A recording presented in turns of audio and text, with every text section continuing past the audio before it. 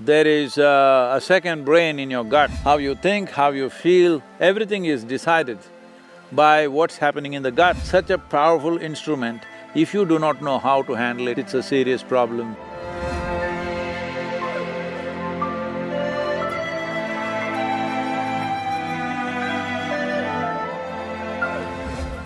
In the yogic culture,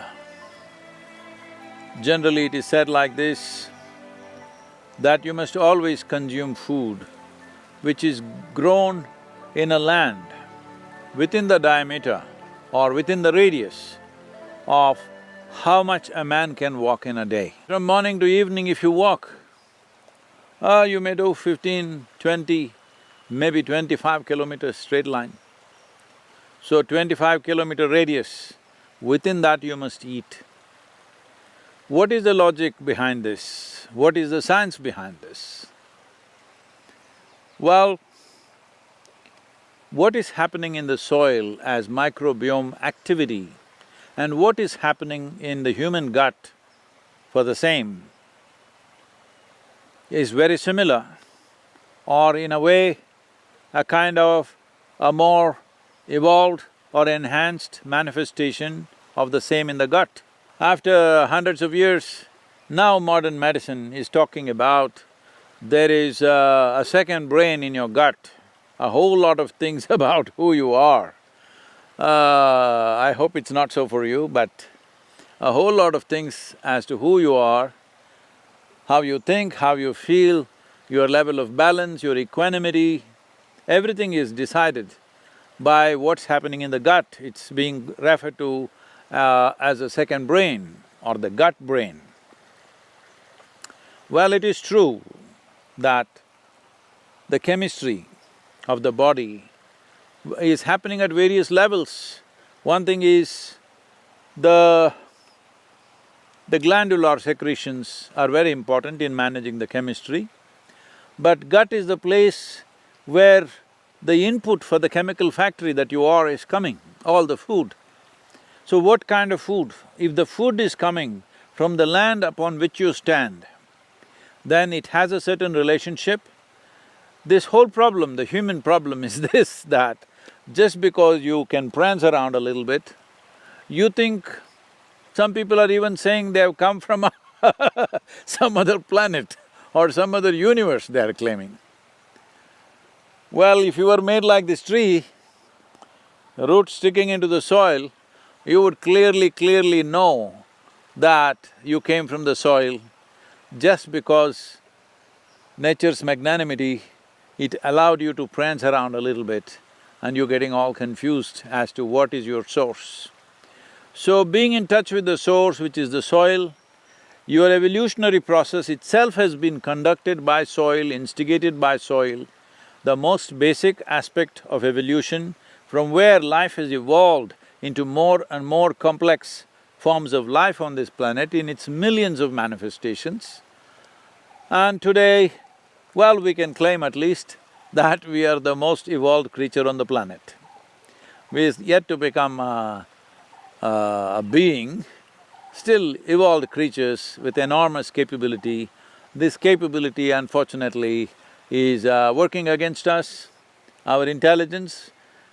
Today everybody is talking about gut-brain as more important simply because they don't know how to handle this brain. This brain is becoming a serious problem.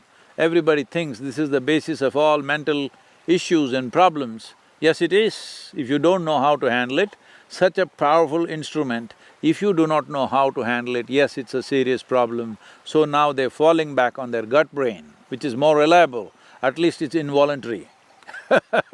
So the gut microbes and what's happening in the topsoil are very similar, and it not only has life-making material, it also has many remedies in terms of… today we would like to call it medicines, but I would call them remedial forces.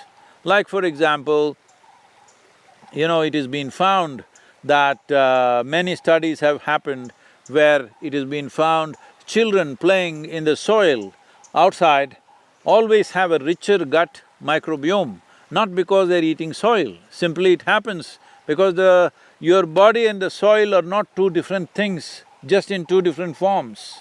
Whether you make a pot out of this soil, or you make a picture out of this soil, or you make a human body out of this soil, it is all soil. So the connection and the integration either through food or being physically connected is very, very important. And the modern lifestyle has completely removed us from the soil. We are living way up from the soil, and well, even when we have to walk on the ground, she wears high heels which are 6 inches tall.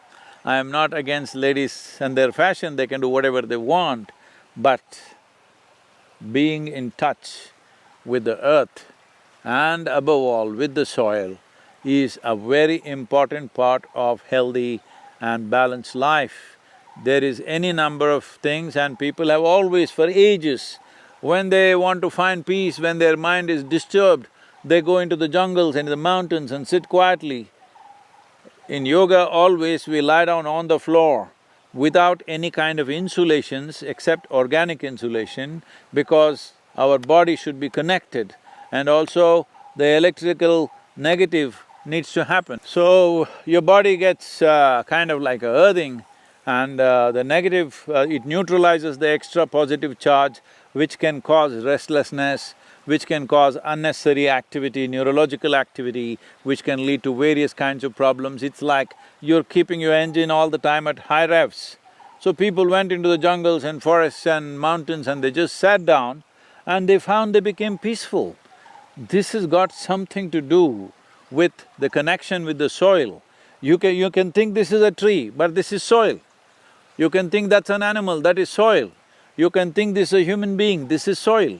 So, this connection is very important. Today I just heard that when I was in Los Angeles, they were telling me there is a farm just outside of LA where if you pay $50, you can hug a cow for about half an hour. Oh,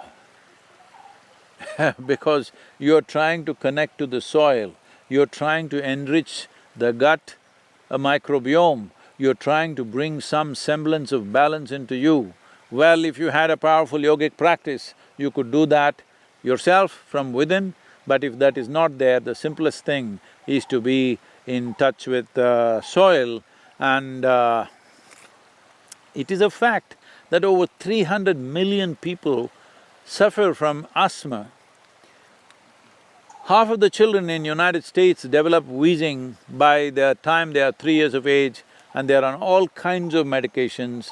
People are allergic to all sorts of things. Well, 100 years ago, you had never heard of these allergies. Very rare few had that.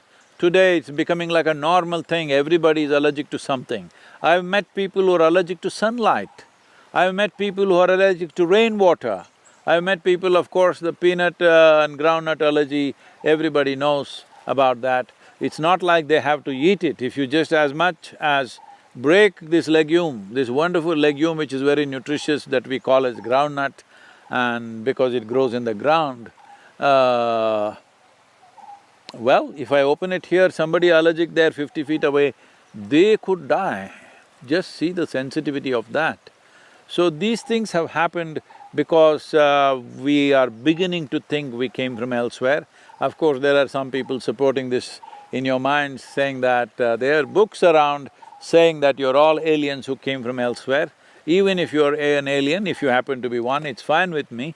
Maybe I'm also one, I look like this. I may also be one, but we have adapted well to the life on this planet. So, our life, our body, our food and our death is with the soil. It must be understood that those who live in farms and open areas, the propensity towards allergies is way less for rural children and children who live elsewhere. Have you heard of anybody in Africa having pollen allergy or something else? Have you heard of any tribals who are living close by here, anybody having any lactose intolerance? Such things are unheard of. This only happens in affluent societies because we think affluence means we should become hydrogen balloons. that means we must be away from the earth in every possible way. And then we start calling life-making magic, that is soil, as dirt. If this is dirt, you and me become dirt bags. Let us not be that.